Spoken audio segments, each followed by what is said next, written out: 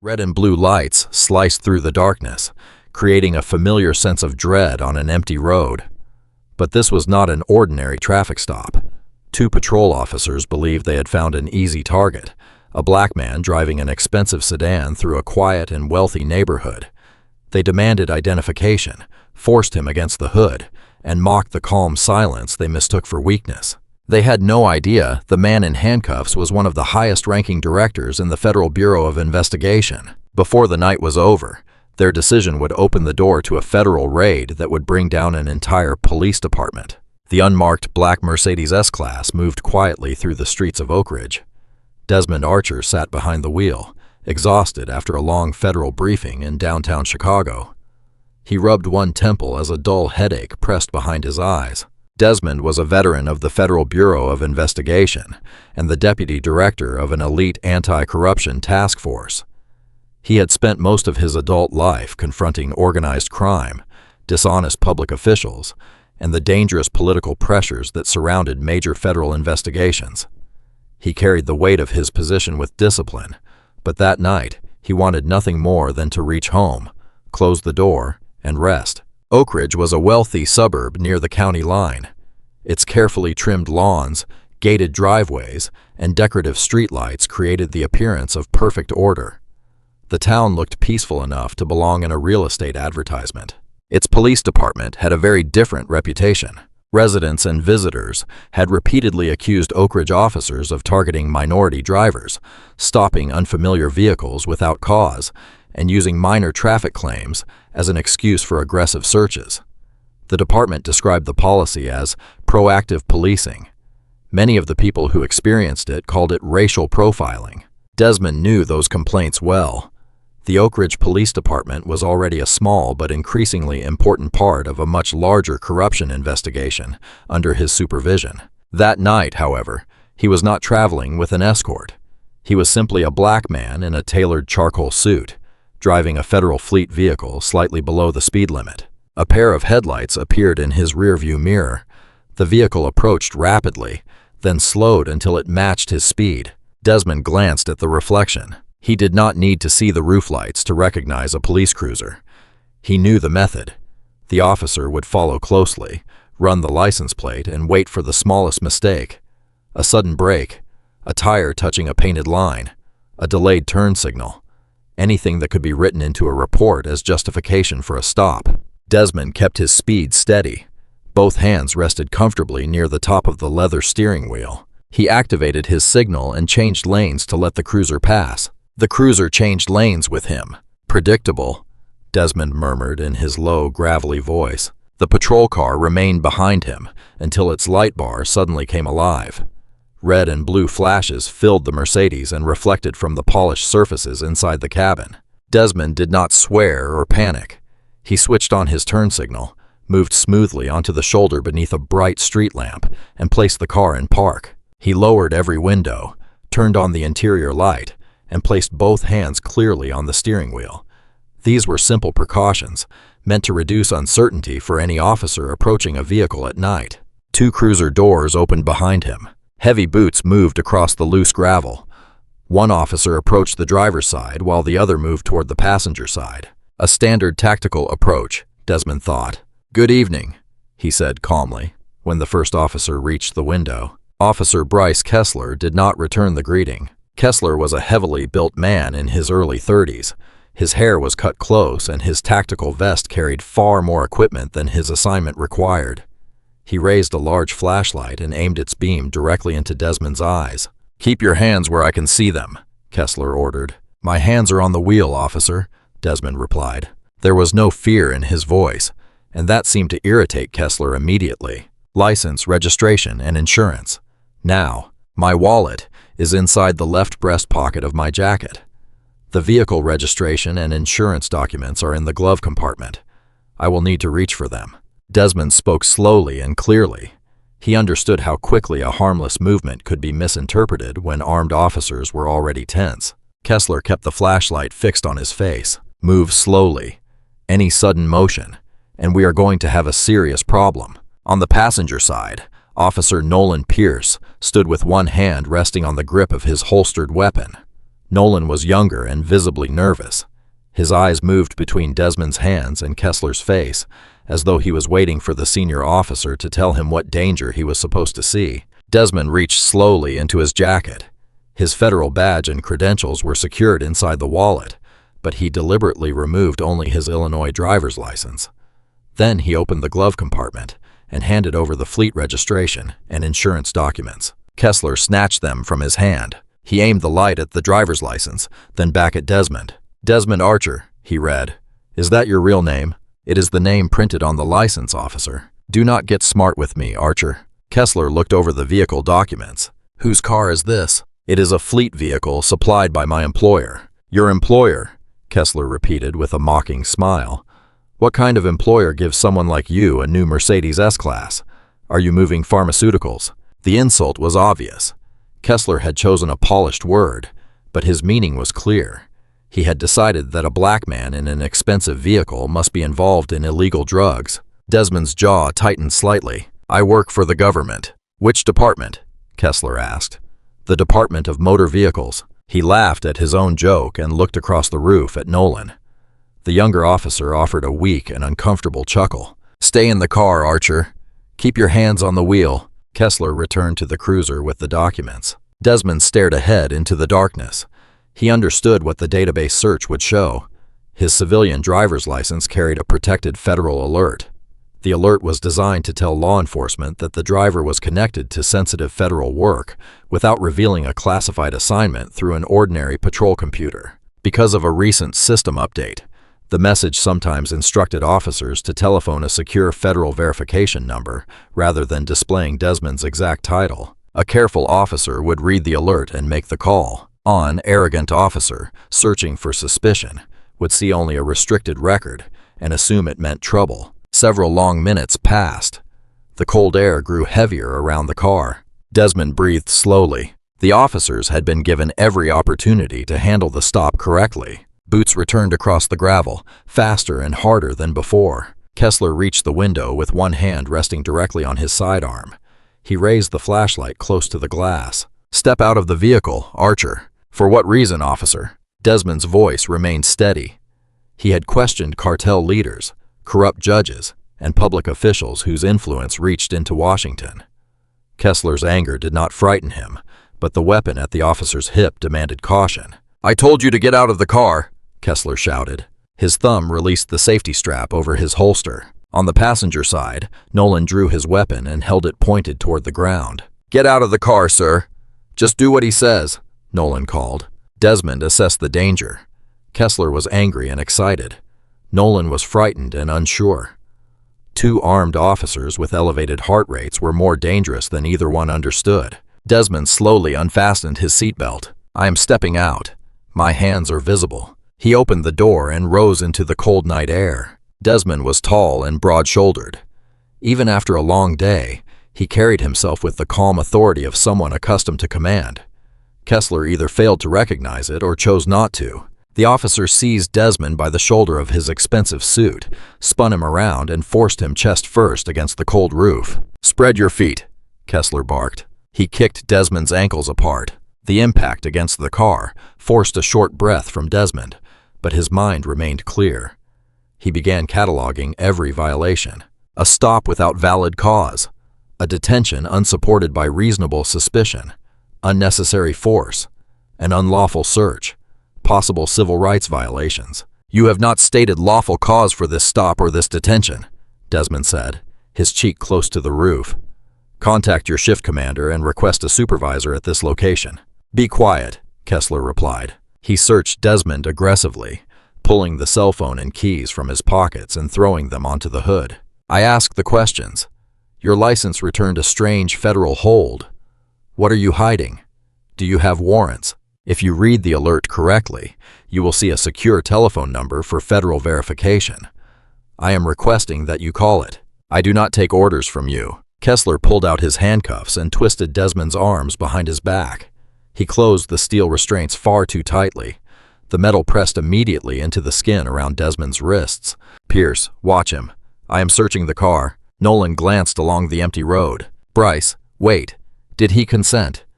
"We do not have a canine unit, and I have not seen anything that supports a search. I smell marijuana, Kessler said without hesitation. He looked at Desmond and smiled. That gives me probable cause. Desmond turned his head enough to meet Kessler's eyes. Officer Kessler, I strongly advise you not to enter that vehicle. It contains sensitive property belonging to the United States government. If you proceed without authorization, you will be violating federal law. Your career may end tonight. The warning settled into the cold air. For one brief moment, uncertainty passed through Kessler's face. Then pride took control again. Now you are threatening an officer. I will add that to the charges. He left Desmond near the rear of the Mercedes with Nolan and climbed inside the car. Desmond watched as Kessler tore through the clean interior. He opened the center console and threw charging cables, mints, and small personal items across the passenger seat. He pulled down the sun visors, searched beneath the floor mats, and scattered documents from the glove compartment across the floor. He found nothing. Frustration tightened his movements. Kessler released the trunk and walked to the rear of the car. He lifted the lid. A single heavy black transport case rested inside. It was protected by two steel combination locks. Kessler's expression changed. He believed he had finally found what he was looking for. What is inside the case, Archer? That case belongs to the United States Department of Justice, Desmond said. It is a level 3 classified transport container. You do not have the clearance or legal authority to open it. Kessler laughed. You expect me to believe that? Someone like you driving this car with a locked case in the trunk. Pierce, bring him closer. Nolan guided Desmond toward the open trunk without touching him more than necessary. Give me the combination, Kessler demanded. No, I am giving you a lawful order, and I am telling you that opening that container would be a federal offense. Step away, remove the handcuffs, and call your captain. This is your final opportunity to correct what you have done. Kessler removed a compact pry tool from his equipment belt. It was designed for emergency entry through glass, not for opening reinforced steel locks. Bryce, stop, Nolan said. If he truly works for the federal government, we need to verify it. High is lying. Kessler forced the tool beneath one latch. The case groaned, but the locks held. His face reddened. He stepped back, drew his service weapon, and aimed it toward the locks. Desmond's voice cracked across the road with the force of a command. If you fire into a federal evidence container, you will be facing federal prison before morning.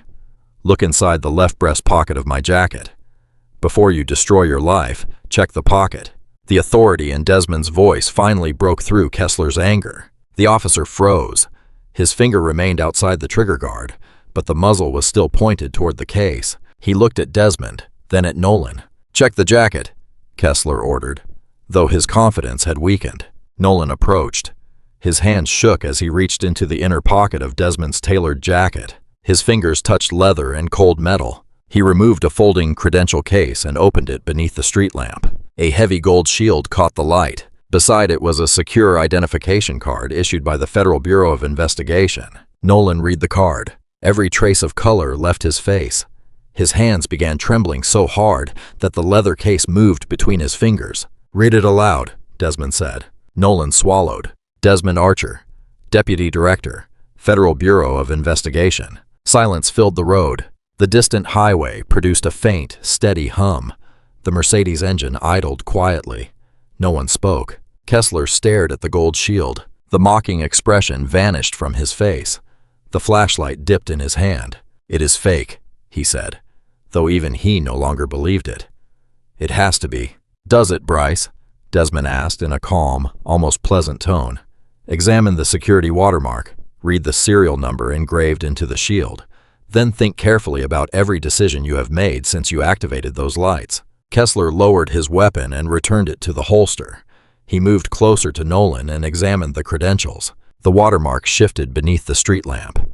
The identification card and shield were unmistakably authentic. Oh no, Nolan whispered. Take off the handcuffs, Kessler said quickly.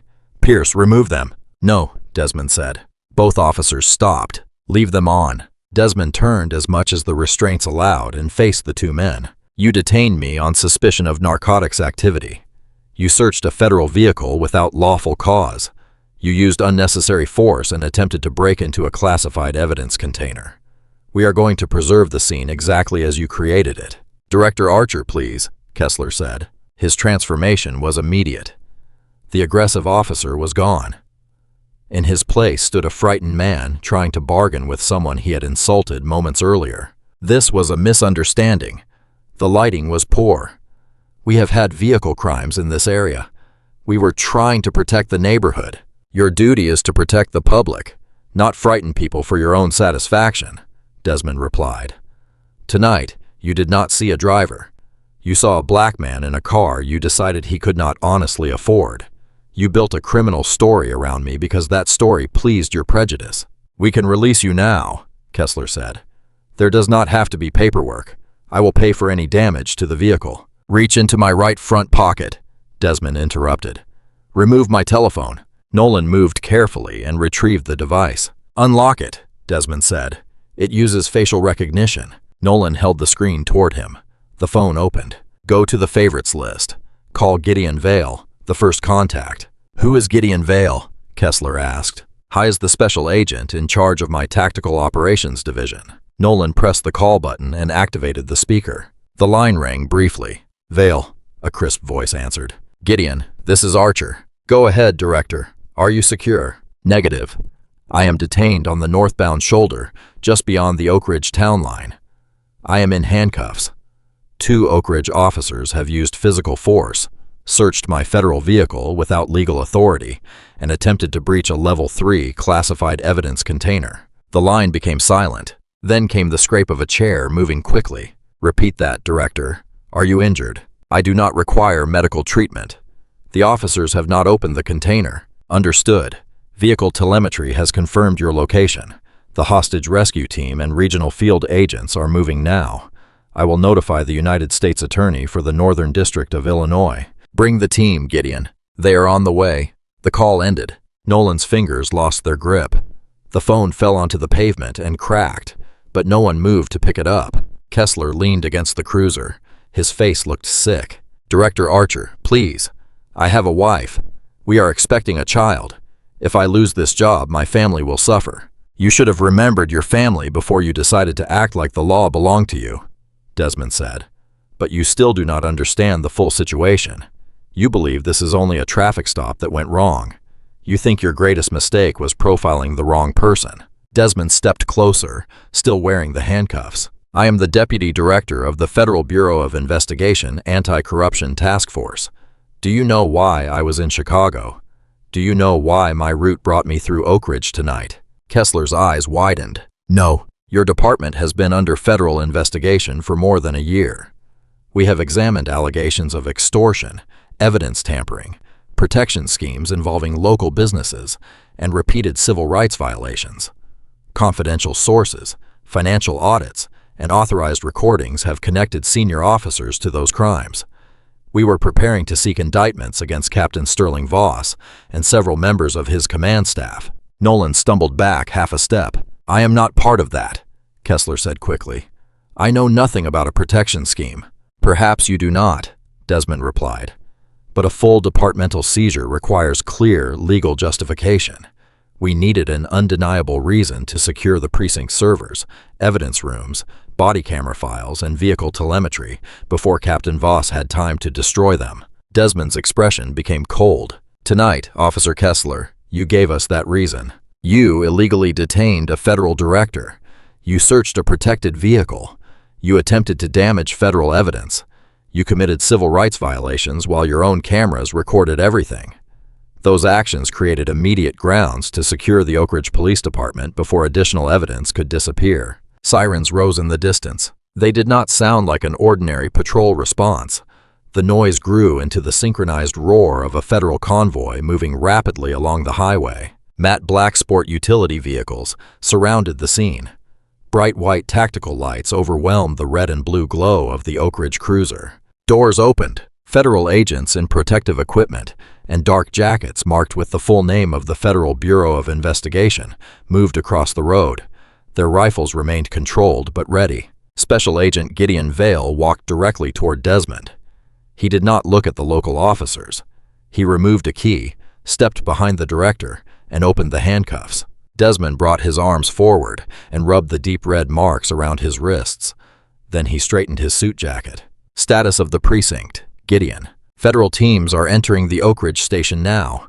Captain Voss and the overnight shift are being detained while we secure servers, evidence lockers, vehicle records, and body camera storage. Gideon finally turned toward Kessler and Nolan, who stood with their hands raised. What are your instructions regarding these officers? Remove their weapons, badges, radios, and department access cards, Desmond said. Their police authority is suspended immediately.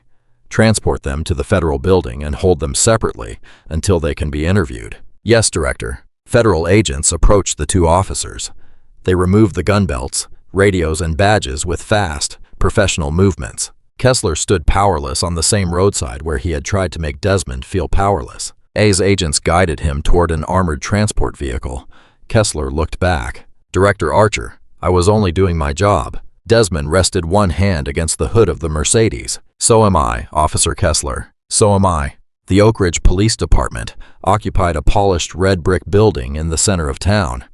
Manicured hedges bordered the front lawn, and a bronze statue of the town's founder stood near the entrance. The station looked less like a place where people were questioned and detained, and more like the administrative wing of an exclusive country club. That carefully maintained appearance did not survive the arrival of the federal convoy. Armored vehicles and tactical sport utility vehicles surrounded the building.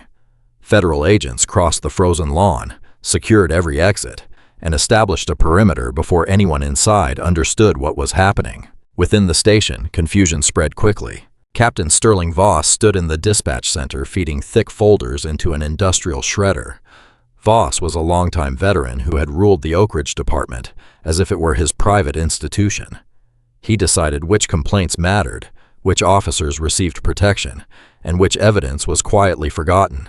The shredder struggled beneath the volume of paper. Its motor grew hot, and the smell of overheated machinery filled the room. Captain, federal agents are at the doors, a frightened desk sergeant called. They are forcing entry. Hold them outside, Voss shouted. Tell them they have no authority here. He drew his sidearm and placed it on the desk beside the shredder. Then he grabbed the precinct telephone and called District Attorney Preston Barron, the county's most powerful prosecutor. Barron had spent years dismissing complaints against Oak Ridge officers. He had described the department as aggressive but effective, and publicly praised Voss for keeping crime away from the town's wealthy neighborhoods. The telephone continued ringing. Barron did not answer. A reinforced lobby door crashed inward. Broken glass scattered across the polished floor. Federal Bureau of Investigation. Raise your hands and step away from the shredder, Gideon Vale ordered. He led a formation of tactical agents into the room. Red laser sights settled across Voss's chest. The captain froze with the telephone still in his hand. He glanced toward his weapon on the desk. Do not consider it, Sterling, Desmond said. The tactical formation opened, allowing the deputy director to enter. Desmond still wore the charcoal suit from the traffic stop. His tie had been loosened, and faint red marks remained around both wrists. Voss stared at him. Archer, what is the meaning of this? You are invading a municipal police department. You have abducted my officers. I will have you charged. Oak Ridge is not a sovereign country, Captain, Desmond replied. It is a town whose police department is funded by taxpayers. You are a public employee, not a ruler. He looked toward the shredder. Gideon, disconnect that machine and preserve everything inside it. Photograph the position of the folders and collect every fragment. The captain was destroying evidence. Voss moved as though he might block the agents, but Gideon pushed him away from the desk while an evidence specialist unplugged the shredder. You do not have a warrant, Voss said. I know the law. You cannot search this building without judicial authorization. Desmond removed a folded document from his jacket and placed it on the desk. Title 18 of the United States Code, Section 242, Deprivation of Rights under Color of Law. Your officers assaulted and unlawfully detained a federal director on a public highway. They searched a federal vehicle and attempted to force entry into a Level 3 classified transport case. He glanced at the smoking shredder. Their actions created immediate circumstances, requiring us to preserve evidence before it could be destroyed. Your behavior has just demonstrated why that response was necessary. The anger left Voss's face. He suddenly understood who Kessler had stopped. Kessler pulled you over, he said. He did. And he searched your trunk. He seemed unusually determined to find a locked container, Desmond replied. That raised an important question. Why would an officer turn an unsupported traffic stop into an aggressive search for money, narcotics, or property he could seize?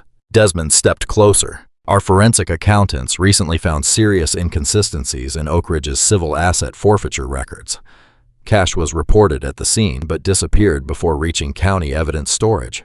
Vehicles were searched after officers claimed to smell narcotics that laboratory testing never confirmed.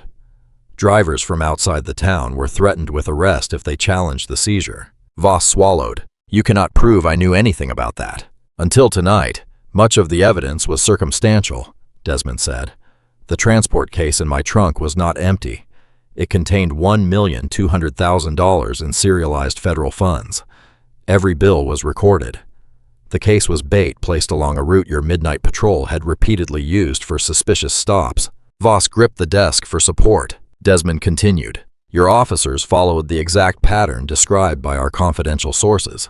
They targeted an unfamiliar luxury vehicle, invented suspicion, searched without lawful authority, and attempted to open a secure container they believed might hold cash. The trap had been waiting for a department willing to expose itself. Kessler took the bait. Gideon stepped forward with handcuffs. Captain Sterling Voss, you are under arrest for racketeering, extortion, conspiracy, obstruction of justice, destruction of evidence, and violations of federal civil rights law. Turn around and place your hands behind your back. Voss looked around the dispatch room. The officers who had obeyed him for years were now standing against the walls under federal supervision. No one stepped forward to defend him. The steel restraints closed around his wrists. Desmond turned to the tactical agents. Search the building carefully and preserve everything. Secure the servers, download every body camera file, inspect the evidence rooms, and examine the ceiling spaces, lockers, offices, storage closets, and vehicle bays. Nothing leaves this building. Nothing is altered. Every item must be photographed and logged. Agents move through the station. Digital specialists remove server drives. Evidence teams sealed lockers containing cash and narcotics. Investigators collected patrol reports, complaint records, and internal disciplinary files. Another team dismantled the shredder and placed every paper fragment into preservation bags. Oak Ridge officers were separated and escorted into interview rooms. The department that had operated for years behind an image of order was now an active federal crime scene. At the federal building in downtown Chicago, Desmond stood inside a quiet observation room with a cup of black coffee. Through the one-way glass, he watched Nolan Pierce sitting alone at a metal table. The young officer had been stripped of his badge, weapon, radio, and protective vest. Without the uniform and equipment, he looked younger than he had beside the road. Nolan covered his face with both hands and cried silently. In another room, Bryce Kessler paced in angry circles. He shouted at the walls and demanded Malcolm Trent, a representative from the police union. Desmond watched both rooms. Separate questioning was one of the oldest investigative methods, but it remained effective. Fear moved differently when people could no longer coordinate their stories. Desmond entered Nolan's room. The door latch made the young officer flinch. Desmond turned off the harsh ceiling light and switched on a smaller desk lamp. Then he sat across from Nolan. "Breathe," he said. The word was not a threat. It was an invitation. Nolan looked up with swollen eyes. "Director Archer, I did not want to stop you. Kessler is my training officer.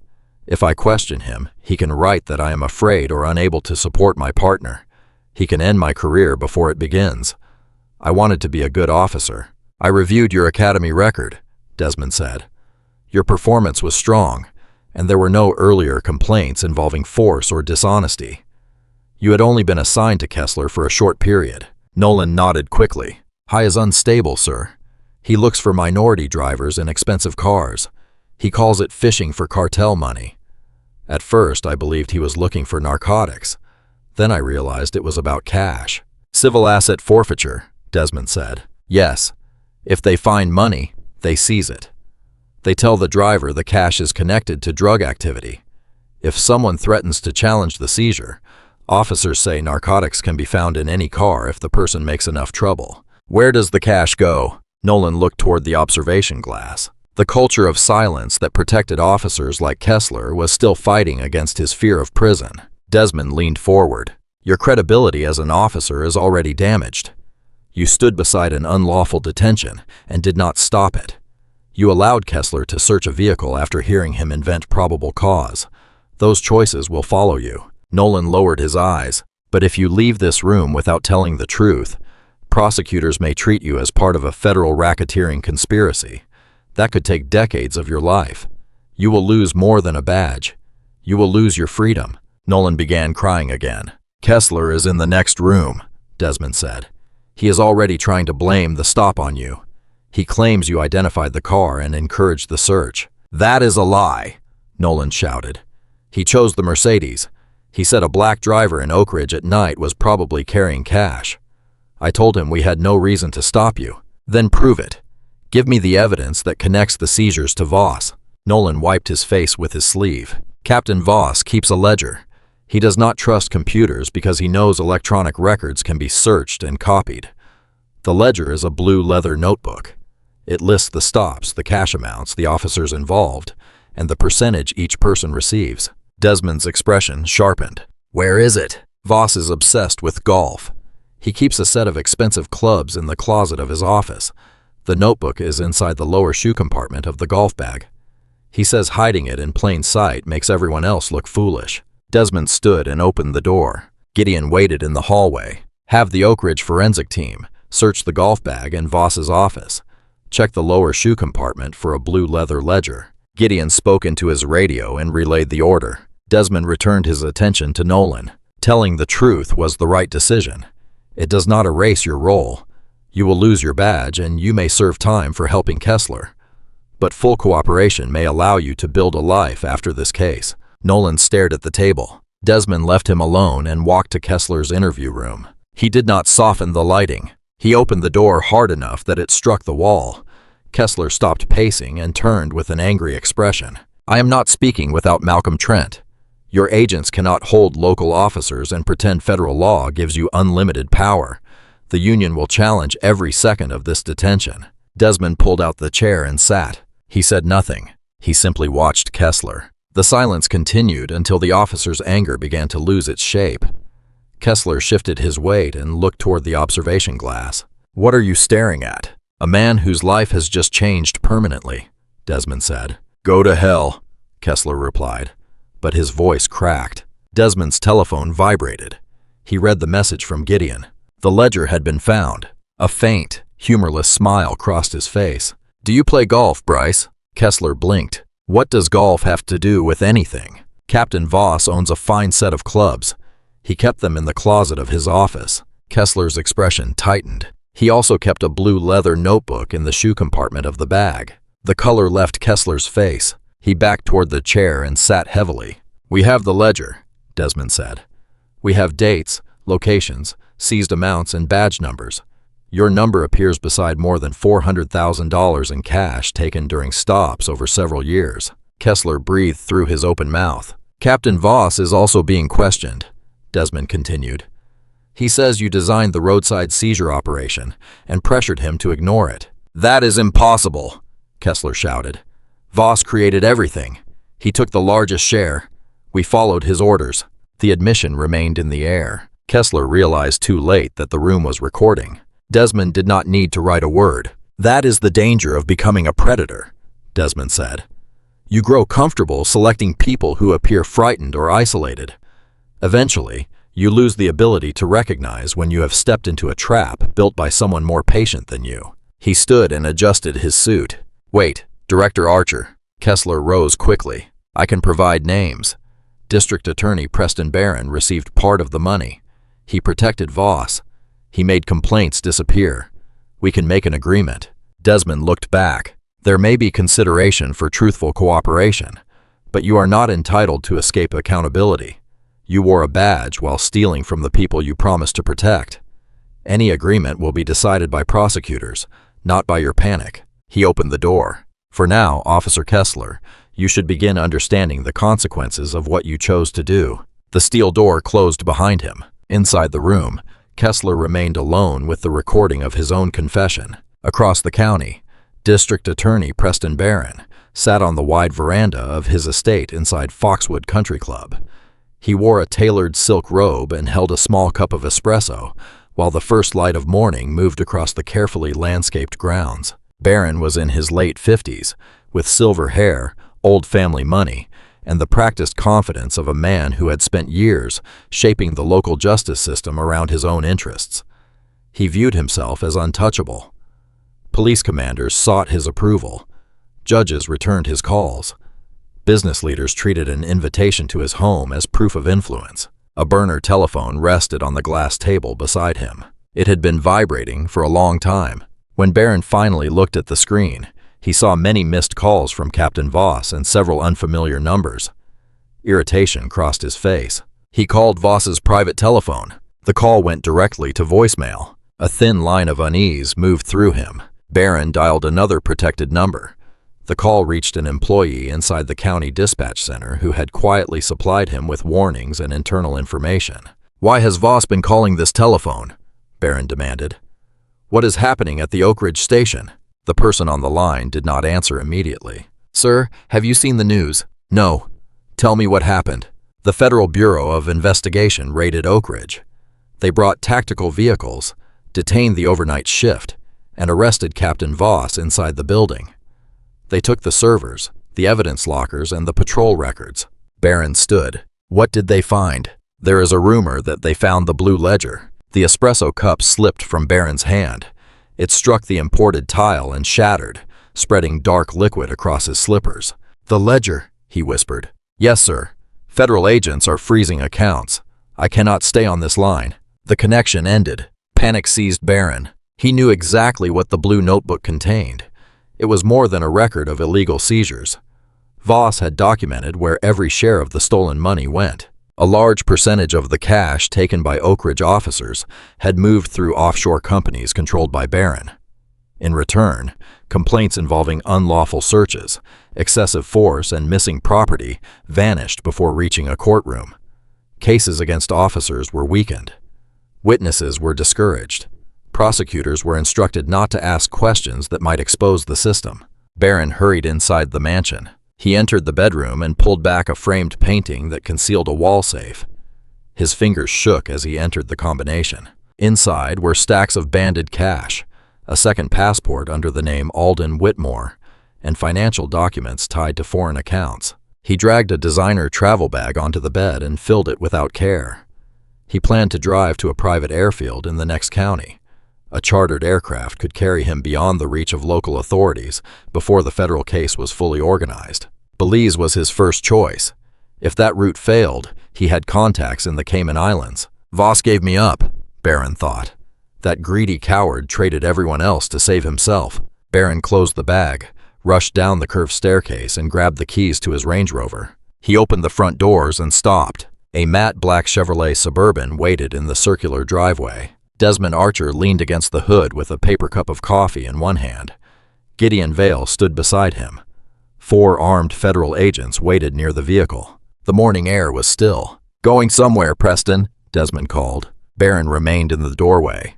His hand tightened around the strap of the travel bag.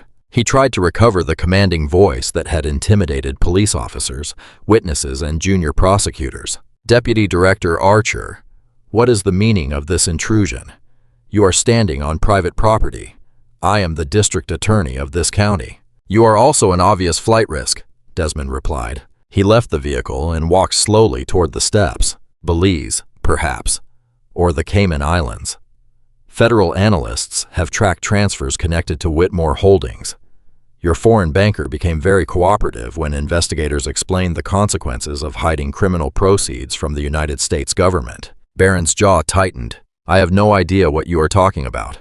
I want legal counsel." "You are legal counsel, Preston. You know how powerful a racketeering case becomes once the people inside the organization begin protecting themselves." Desmond stopped on the upper step. "Captain Voss led us to the financial structure." Kessler admitted the roadside seizure system during a recorded interview. Nolan Pierce identified the ledger.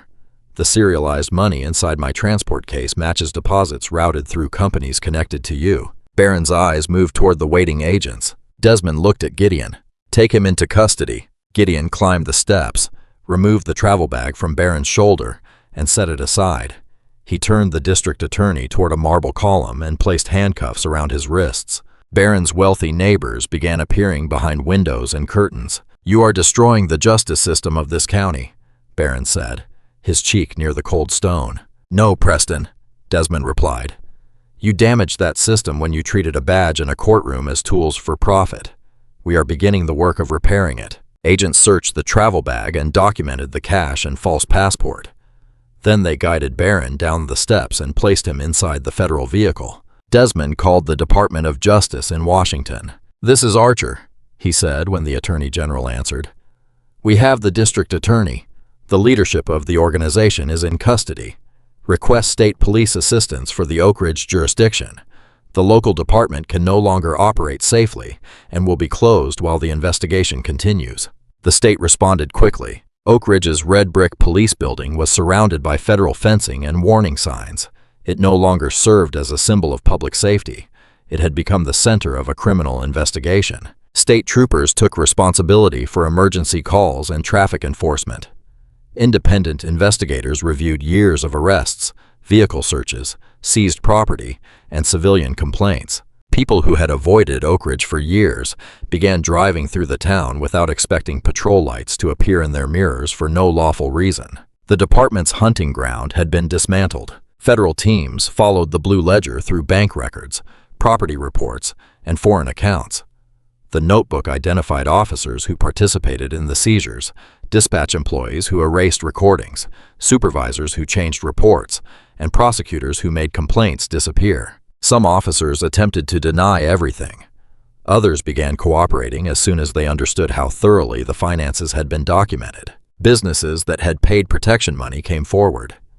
Drivers described cash taken during searches that produced no charges. Families provided old receipts, court records, and telephone messages. Every statement added another piece to a system that had survived because each victim believed the experience had happened only to them. The investigation showed that it had never been isolated. It had been organized. Later, the principal defendants appeared inside the federal courthouse in Chicago for sentencing. The gallery was filled with journalists, civil rights advocates, former Oak Ridge residents, and people who had lost money, dignity, or trust during roadside encounters with the department. Desmond sat quietly in the second row wearing a dark navy suit. Judge Conrad Ellison looked down from the bench. He was known for careful rulings and severe sentences when public officials used government authority to commit crimes. Sterling Voss stood before him in a federal detention uniform. "Captain Voss," Judge Ellison said, "you organized a systematic extortion operation, directed the destruction of evidence, and allowed officers under your command to violate constitutional rights for personal profit. You transformed a public safety agency into a criminal enterprise." The courtroom remained silent. "The court sentences you to 22 years in federal prison." Voss lowered his head into his restrained hands. The confidence he once carried through the Oak Ridge station had disappeared. Bryce Kessler was brought forward. He looked pale and frightened. His eyes moved across the gallery, searching for sympathy and finding none. "Mr. Kessler," the judge continued, "you conducted unlawful stops, assaulted citizens, attempted to destroy federal evidence, and enthusiastically participated in a scheme that targeted people you believed lacked the power to resist you. The court sentences you to 15 years in federal prison." Kessler's knees weakened. A marshal caught his arm and kept him standing. Preston Barron approached the court next. Judge Ellison looked at the former district attorney with open disappointment. "You were sworn to enforce the law and serve as a safeguard against police misconduct. Instead, you sold that protection. You allowed unlawful arrests and searches to continue because the stolen money benefited you. For racketeering, money laundering, obstruction, and conspiracy, the court sentences you to 12 years in federal prison." The gavel struck the bench. For many victims, the sound represented the end of a period when Oak Ridge authority had seemed impossible to challenge. Nolan Pierce received a different outcome. Because he had joined the department only recently, had not personally taken seized money, and had provided immediate information that led agents to the ledger, prosecutors offered a cooperation agreement. He pleaded guilty to his role in the unlawful detention and conspiracy. The court sentenced him to 3 years in a minimum security federal facility and permanently barred him from employment in law enforcement or public office. As marshals led Nolan from the courtroom, he looked toward Desmond and offered a small, uncertain nod. Desmond did not return the gesture, but he did not turn away. Nolan had done the right thing after making several wrong choices. That truth deserved recognition, but not celebration. His cooperation had helped many people, yet it could not erase the moment when he stood beside the road and allowed fear for his career to matter more than another person's safety. Outside the courthouse, reporters crowded the steps. Cameras flashed as Desmond emerged into the cold Chicago air. "Director Archer, what is your response to the sentences?" one reporter called. "Does this conclude the anti-corruption investigation?" Desmond stopped and faced the microphones. "Today, a measure of justice has been restored," he said. But Oak Ridge was not simply a story about a few officers who made isolated mistakes.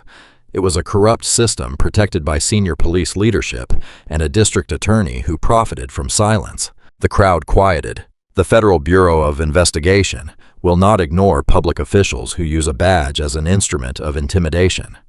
We will not ignore prosecutors who protect corruption for financial gain. A badge represents a sacred public trust. When that trust is deliberately broken, accountability must reach every person involved, regardless of rank or political influence. He stepped away before the reporters could surround him with additional questions. Gideon waited beside the repaired black Mercedes S-Class, the same vehicle Kessler had stopped on the Oak Ridge Road. "A good result, Director," Gideon said as they entered the car. "It is a beginning," Desmond replied. "There is always another department where someone believes a uniform places him above the law." Desmond started the engine and drove toward the highway. Their route carried them through the Oak Ridge town line. Ahead, a state trooper had stopped an older sedan with rust near one wheel well. Desmond reduced his speed and watched the encounter carefully. The trooper approached the driver's window while maintaining a respectful distance. He spoke calmly, pointed toward a broken rear light, and returned to his vehicle. A few moments later, he handed the driver a written warning and waited until the sedan merged safely back into traffic. There was no blinding flashlight pushed into the driver's face, no shouting, no hand resting theatrically on a weapon, no attempt to turn a minor equipment issue into an excuse for humiliation. There was simply a public servant doing his job with professionalism and respect. Desmond released a slow breath. A genuine smile touched the corners of his mouth. He pressed the accelerator, and the Mercedes continued along the highway as evening settled over the road. The officers who had treated Oak Ridge as their private hunting ground were gone. For the first time in years, the road belonged to the public again. The most unsettling truth in this story is not that Bryce Kessler stopped a federal director. It is that he believed his behavior was safe because he thought Desmond Archer was an ordinary black driver with no power to challenge him. Kessler did not become dishonest after seeing the federal badge. The badge only revealed the dishonesty that had been there all along. He chose Desmond's car because it looked expensive. He judged Desmond's right to own it based on race and appearance. Then he treated every calm response as defiance, every request for lawful procedure as a threat, and every sign of dignity as something that needed to be broken. The central lesson is not that Kessler selected the wrong man. There is no right person to profile, frighten, search unlawfully, or humiliate. If Desmond had been a teacher, a mechanic, a nurse, a delivery driver, or an unemployed father returning home, the officer's conduct would still have been wrong. The value of a person's rights does not increase because of rank, wealth, education, or connections. Desmond's title gave federal investigators the immediate authority to expose the department, but his humanity was enough to deserve respectful treatment from the beginning. Authority carries a special responsibility. A uniform, badge, courtroom, or government title gives a person the ability to affect lives. That power can protect someone in danger, restore order during confusion, and create trust between strangers. It can also cause lasting harm when used carelessly or selfishly. Real strength is not demonstrated by making another person afraid. Kessler believed control meant barking orders, forcing Desmond against a car, and tightening handcuffs until they hurt. Yet every aggressive act revealed insecurity rather than courage. He needed obedience to feel important because he had never learned the discipline required to use authority with humility. Desmond showed a different kind of strength. He remained calm while armed officers surrounded him. He explained his movements and gave them repeated opportunities to correct the stop. He did not use his title as a threat until their choices placed federal property and public safety at risk. Even after the badge was revealed, he did not demand immediate revenge. He preserved the scene, contacted the proper team, and allowed the evidence to speak. That restraint mattered. Justice built on anger alone can create new harm. Justice built on evidence, lawful procedure, and accountability is far more difficult to dismiss. Nolan's role carries another important lesson. He knew the stop was wrong. He heard Kessler invent the smell of marijuana. He watched an unlawful search begin. Yet fear for his own future kept him silent. Many abusive systems survive not only because harmful people act, but because others watch and convince themselves that speaking would cost too much. Nolan eventually told the truth, and his cooperation helped expose the ledger. That decision prevented further harm and gave victims a path toward justice. Still, his later courage did not erase his earlier silence. Doing the right thing after failure is meaningful, but it does not make the failure disappear. Responsibility means accepting both truths. Captain Voss and District Attorney Barron show how corruption grows when power protects itself. One dishonest officer can harm many people. A commander who rewards that officer can harm an entire community. A prosecutor who hides the misconduct can make the system feel impossible to challenge. Their scheme survived because every participant handled only one piece. Patrol officers made the stops. Dispatch employees altered recordings. Supervisors approved reports. The captain divided the money. The district attorney buried complaints. Each person could pretend the larger crime belonged to someone else. But responsibility cannot be divided until no one carries it. Every choice contributed to the harm. The same is true in ordinary life, even when the consequences are not criminal. We may not control an entire institution, but we control whether we join gossip, overlook cruelty, excuse dishonesty, or remain silent when someone is treated unfairly. Small choices create the culture around us. They can make a room safer or colder. They can protect a person or leave that person alone. They can strengthen trust or slowly destroy it. Kindness is not weakness, and accountability is not cruelty. A compassionate society can recognize that people are capable of change while still requiring them to answer for the damage they caused. Nolan received consideration because he cooperated, but he still lost his badge and freedom. That balance did not erase his humanity or the victim's pain. Forgiveness works in a similar way. Forgiving someone does not require pretending an action was acceptable. It does not mean restoring trust before it has been earned. Sometimes forgiveness means refusing to let anger control the rest of your own life while allowing fair consequences to continue. Desmond did not need to enjoy Kessler's fear. He did not need to humiliate him after the federal agents arrived. The law would examine the conduct, and the evidence would determine the outcome. That calm refusal to become cruel was one of Desmond's greatest victories. The respectful state trooper at the end of the story offers a quiet reminder that good policing is not complicated. The trooper noticed a broken light, approached carefully, spoke with dignity, issued a warning, and helped the driver return safely to traffic. No one was degraded. No one needed to prove dominance. The officer completed the duty without turning the encounter into a contest of power. Professionalism often appears ordinary because it prevents drama rather than creating it. That ordinary dignity is what public service should look like. A badge should be a shield for people who need protection, never a weapon used to satisfy pride. A courtroom should be a place where truth is examined, never a marketplace where influence can purchase silence. A government position should remind a person of duty, not convince him that he is untouchable. No one is above the law. Not the person standing beside the road, not the officer conducting the stop, not the captain inside the station, not the prosecutor controlling the courtroom, and not the federal director leading the investigation. The law has meaning only when it applies to everyone. This story also reminds us to look beyond appearances. Kessler saw a black man in a luxury sedan and immediately decided the car did not belong with the driver. He never asked who Desmond was with an open mind. He asked questions designed to confirm the story he had already invented. We all carry assumptions shaped by experience, fear, culture, and the voices around us. The responsible choice is to notice those assumptions before they become actions. A pause can prevent a painful mistake. A respectful question can reveal the truth. A willingness to listen can protect another person's dignity and our own future. Kessler was given many opportunities to stop. He could have allowed the Mercedes to continue. He could have read the federal alert correctly. He could have called the verification number. He could have listened to Nolan. He could have stepped away from the transport case. He could have checked the credential pocket before drawing his weapon. At every turning point, pride made the decision. The consequences were not caused by one unavoidable misunderstanding. They were created by a chain of choices. That is why responsibility matters. Our lives are often shaped less by one dramatic moment than by the smaller decisions leading toward it.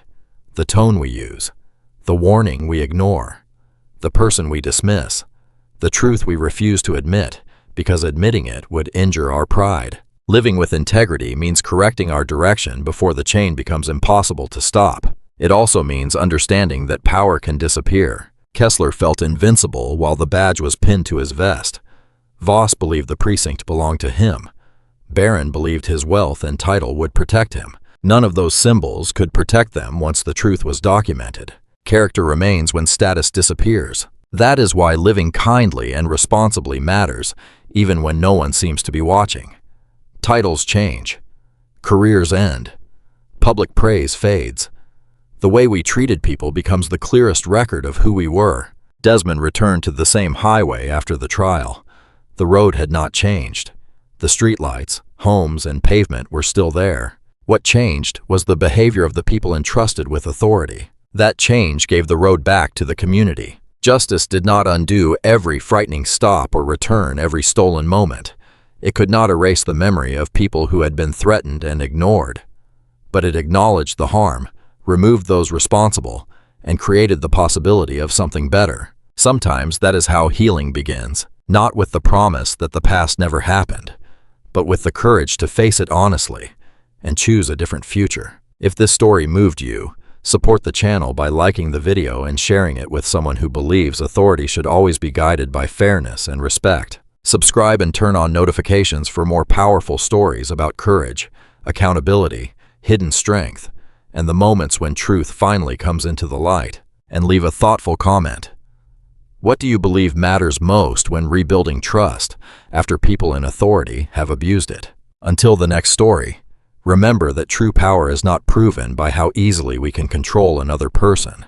It is revealed by how carefully we protect dignity, how honestly we accept responsibility, and how bravely we choose what is right when no one seems able to stop us.